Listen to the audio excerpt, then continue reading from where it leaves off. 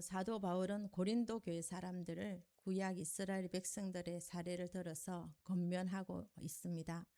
오늘 말씀 1절을 통해서 나는 너희가 알지 못하기를 원하지 아니한다라고 합니다. 그러니까 이것을 꼭 알기를 바란다는 강조를 표현하고 있습니다. 또한 구름 아래 있고 바다 가운데로 지났다는 것은 출애굽기 사건을 말하고 있습니다. 특히 구름 아래에 있다라는 것은 이스라엘 자손들이 낮에는 구름 기둥으로 밤에는 불 기둥으로 인도함을 받은 것을 말하고 있습니다. 출애굽기와 민수기 신명기를 우리가 읽어보면은 하나님께서 이스라엘 자손을 얼마나 많이 보호하고 계셨는지를 알 수 있습니다. 또한 바다 가운데로 지났다라는 것은 하나님께서 홍해 바다를 열어주셔서 그 바다를 건너갔다는 것입니다. 구름 아래에 있었다는 것과 바다 가운데로 지났다는 것은 단순한 역사적인 사실을 깨우쳐 주는 것이 아닙니다. 노예가 자유인이 되는 신분의 변화가 일어났으며 또 애굽에 속했던 사람들이 가나안에 속하게 되었고 하나님의 백성이 아니었던 사람들이 하나님의 백성 된 사실을 일깨워 주고 있습니다. 1절에 이어서 2절에서는 이렇게 해석하고 있습니다. 모세에게 속하여 다 구름과 바다에서 세례를 받고 바울은 이스라엘 자손들이 구름 기둥 아래에 있다가 홍해를 건넌 것을 바로 세례라고 말하고 있습니다. 그것은 이스라엘 자손들이 홍해를 건너기 전에 세례 예식을 행하고 서약했기 때문이 아닙니다. 애굽이 죄와 사망의 상징이라면은 가나안을 향하는 길은 생명의 상징입니다. 그들이 홍해를 건널 수 있었던 것은 헤엄을 쳐서 스스로 가나안 땅에 닿았기 때문이 아닙니다. 또한 크고 작은 배를 타고서 힘을 써서 배를 조종하거나 노를 저었기 때문도 아닙니다. 하나님께서 홍해 바다를 열어주셨고 그 바닷길을 마르게 해주셨기 때문에 이스라엘 백성들은 그 홍해길을 건널 수 있었습니다. 그리고 그들이 건너고 나자 홍해는 다시 닫혔습니다. 한번 닫힌 그 홍해길은 다시 열려지지 않았습니다. 그들은 다시 애굽으로 돌아가지 못하게 되었습니다. 이스라엘 자손이 홍해를 건너는데 한 일은 아무것도 없습니다. 헤엄을 친 것도 노를 저었던 것도 아니었으며 심지어 그들 모두가 홍해 물을 한 모금씩 마셔서 그 수위를 낮추었던 것도 아닙니다. 홍해 바다가 열리고 길이 났던 것은 이스라엘 자손이 결단한 것 때문이 아니라 전적으로 하나님의 은혜를 베푸셨기 때문입니다. 홍해를 건넌 이스라엘 자손들에게 더 이상 애굽으로 돌아가는 길은 없고 가나안을 향하는 길만 있듯이 우리에게도 주님을 믿기 이전으로 돌아가는 길은 없고 오직 하나님을 목적 삼고 걷는 그 길만 있습니다. 홍해를 건넌 이스라엘이 비록 광야의 그 험한 길을 갔지만은 하나님께서 인도하지 않으셨던 적이 한시라도 없었던 것입니다. 이스라엘은 애굽을 나온 후부터 단 한순간도 하나님의 도움과 인도 없이는 산 적이 없습니다. 이스라엘을 광야에서 가나안까지 신실하게 인도하셨던 하나님이 지금의 우리의 하나님이십니다. 하나님은 지금도 그의 백성들을 신실하게 인도하고 계십니다. 그의 독생자의 피로 값주고 산 우리들을 위해서 항상 은혜를 베풀어 주셨습니다. 3절 말씀입니다. 다 같은 신령한 음식을 먹으며, 신령한 음식은 바로 우리가 잘 알듯이 만나입니다. 만나는 몸을 위한 양식이었습니다. 그럼에도 육체의 양식이라고 말하지 아니합니다. 신령한 음식이라고 합니다. 이것은 만나가 땅에서 솟아나지 않았습니다. 하늘에서 내렸기 때문입니다. 또한 하나님 명령을 따라서 만나를 주어야 했기 때문입니다. 하나님께서는 이스라엘 자손들에게 만나를 하루 분씩만 주우라고 했습니다. 그랬더니 많이 거둔 사람도 남는 것이 없었고 작게 거둔 사람도 모자라는 것이 없었습니다. 그런데 욕심을 부리고 다 먹지 못할 정도로 거둔 사람도 있었습니다. 그들에게는 벌레가 생기고 냄새가 나서 먹을 수가 없었습니다. 하나님 말씀에 순종하지 않는다면 그 삶이 썩고 냄새가 날 수 있습니다. 또한 안식일 전날에는 이틀분을 거두라고 하셨습니다. 그랬더니 그 다음 날에는 만나가 괜찮았습니다. 이것은 하나님께 순종하고 또한 하나님 말씀대로 살면 하나님께서 이 모든 것을 책임져 주신다는 것입니다. 그래서 그 몸을 위한 음식이 신령한 음식이 되었습니다. 동일하게 우리가 하나님 말씀에 순종하면서 살면은 우리의 먹는 모든 음식은 신령한 음식이 된다는 것입니다. 4절 말씀입니다. 다 같은 신령한 음료를 마셨으니 이는 그들을 따르는 신령한 반석으로부터 마셨음에 그 반석은 곧 그리스도시라. 이 사건은 르비딤에서 마실 물이 없었던 사건입니다. 그래서 반석을 쳤더니 물이 나왔습니다. 수도꼭지가 아니라 강같이 터졌습니다. 그래야만 200만 명이 넘는 사람들이 마음껏 마실 수 있었을 것입니다. 그런데 그 반석이 바로 그리스도라고 합니다. 즉 그 물을 터지게 해 주신 분이 바로 그리스도이십니다. 반석이신 그리스도는 결코 이스라엘 백성들을 버리지 아니하시고 언제나 그들이 가는 길에 동행하셨던 것입니다. 그것은 그 신령한 반석이 바로 그들을 따라다녔다고 합니다. 생명의 근원 되신 주님께서 동행해 주셨던 것입니다. 오늘 부른 찬송가 384장은 나의 갈 길 다 가도록입니다. 찬송의 2절 하반부의 가사가 이러합니다. 나는 심히 고단하고 영혼 매우 가라나 나의 앞에 반석에서 샘물 나게 하시네. 나의 앞에 반석에서 샘물 나게 하시네. 주님은 우리에게 당신이 있는 곳으로 우리로 찾아오라고 말씀하시지 아니하십니다. 우리와 동행하시면서 우리 앞에서 반석에서 샘물 나게 하시는 분이십니다. 우리의 삶이 고달프고 우리의 삶에서 목이 마를 때에 가만히 눈을 들어 동행하시는 주님을 바라보십시오. 주님께서 목마른 우리의 영혼을 회복시켜 주실 것입니다. 하나님께서는 이스라엘 자손들에게 이런 은혜 베푸심에도 이스라엘 백성들은 그 은혜를 알지 못합니다. 5절 말씀입니다. 그러나 그들의 다수를 하나님이 기뻐하지 아니하셨으므로 그들이 광야에서 멸망을 받았느니라. 이스라엘 자손들은 홍해를 건넌과 불기둥과 구름기둥, 반석에서 또 솟아난 물, 만나로 은혜 베푸심을 수없이 그들이 겪고 보았음에도 그들은 하나님을 온전히 믿지 못했습니다.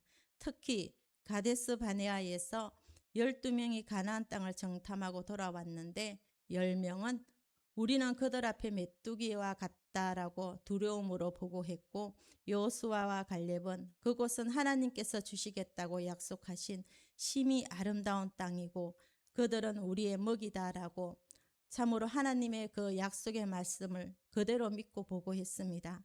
불행하게도 이스라엘 자손들은 다수인 10명의 말을 듣게 됩니다. 그 결과 여호수아와 갈렙을 제외한 출애굽 1세대는 그 가나안 땅에 들어가지 못했습니다. 우리가 구원을 받았다는 것은 마침이 아니라 새로운 시작입니다. 가나안 땅은 약속의 땅이기 때문에 하나님의 약속을 믿는 사람만이 들어갑니다. 6절 말씀은 이런 이스라엘 자손들의 모습을 어떻게 본받아야 하는지를 말씀합니다.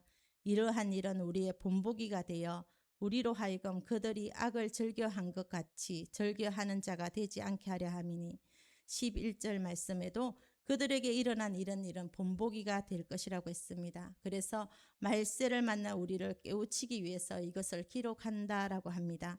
성경에 이스라엘의 죄와 그에 대한 하나님의 심판이 기록된 것은 우리에게 본보기가 되도록 하기 위함인 것입니다. 이스라엘 자손들이 하나님의 약속을 믿지 않았는데 그것을 말씀에는 악이라고 합니다. 그리고 우리가 악을 좋아하는 사람이 되어서는 안 된다는 것을 우리에게 가르쳐주는 본보기가 되었다고 합니다. 이 본보기는 맞아서 생긴 자국을 뜻하는 말입니다. 주님의 부활을 믿지 못하던 도마에게 나타나셔서 못자국을 보여주시면서 믿는 자가 되라고 말씀하셨습니다. 그 자국과 본보기가 같은 말입니다.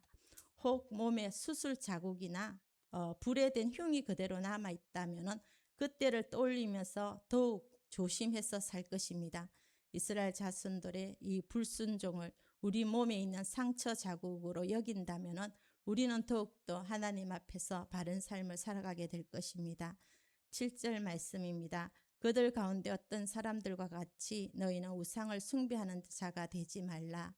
이 말씀은 고린도 교회가 이스라엘 자손들처럼 우상을 숭배했다는 것입니다. 이스라엘 자손들은 모세가 십계명을 받기 위해서 시내산을 올라갔을 때 내려올 때를 기다리지 못하고 그들을 위한 금송아지를 만들었습니다. 그리고 그 금송아지를 자신의 하나님이라고 했던 것입니다. 하나님이 그들을 만드셨는데 이스라엘 백성들이 하나님을 만들어서 우상을 숭배했습니다. 우상 숭배는 자기가 섬길 신을 자기가 만드는 것입니다. 하나님은 이스라엘을 자기 백성으로 삼아 오직 당신만을 섬기도록 하기 위해서 그들을 구원하셨고 그들을 자유롭게 하셨습니다.